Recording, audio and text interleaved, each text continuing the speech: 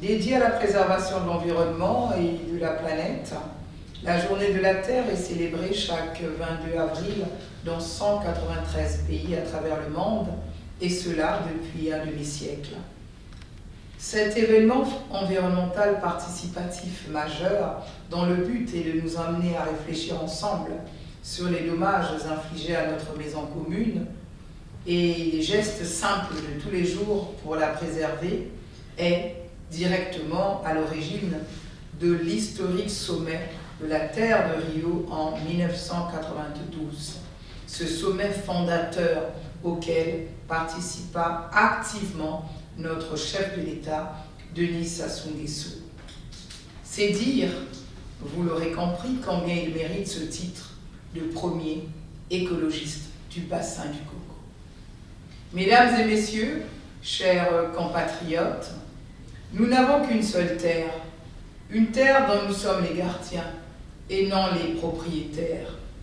Or, cette terre souffre, la nature souffre, les océans souffrent, les forêts souffrent, nos écosystèmes et notre biodiversité souffrent. Et dans sa souffrance, notre planète nous envoie un message d'urgence.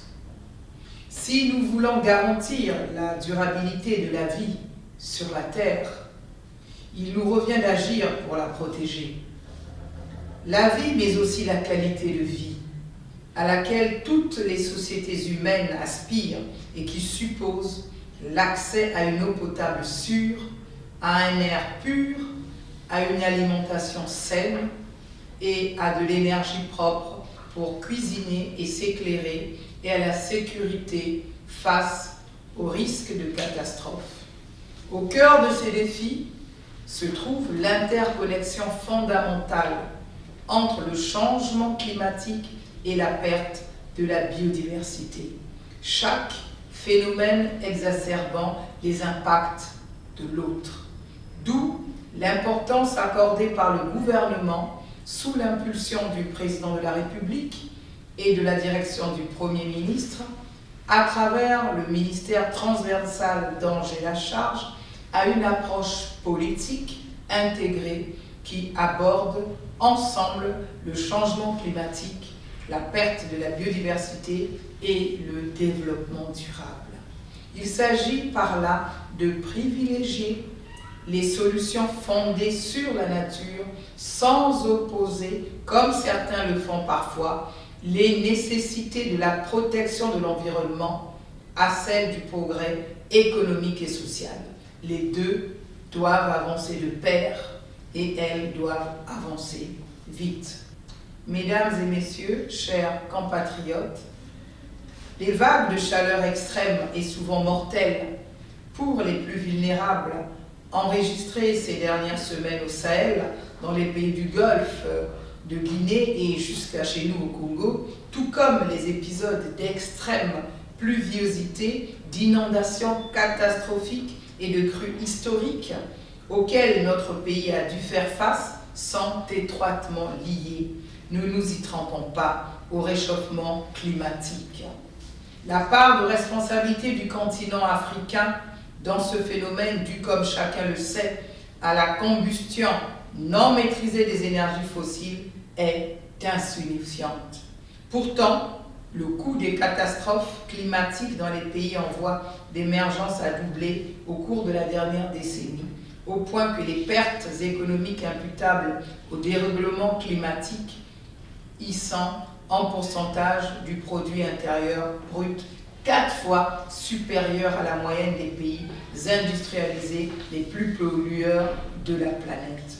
C'est cela l'injustice climatique, une injustice qui, vu l'évidence mauvaise volonté des nations riches à financer l'adaptation des nations vulnérables, est encore loin d'être réparée.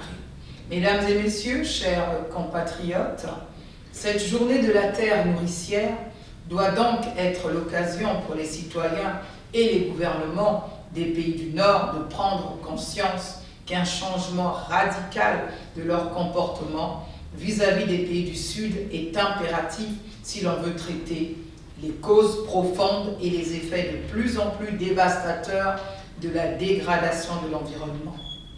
Au sein de cet effort collaboratif à l'échelon mondial, la République du Congo a pris sa part de plus et plus que sa part.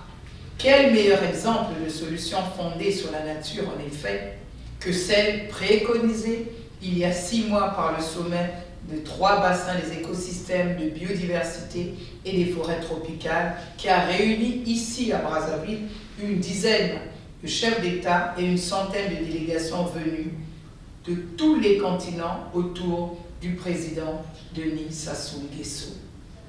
Conscient des devoirs que lui impose son rôle clé de régulateur du climat au cœur de ce qui est désormais le premier poumon de la planète, notre pays n'a pas attendu que la Terre soit à bout de souffle pour prendre ses responsabilités.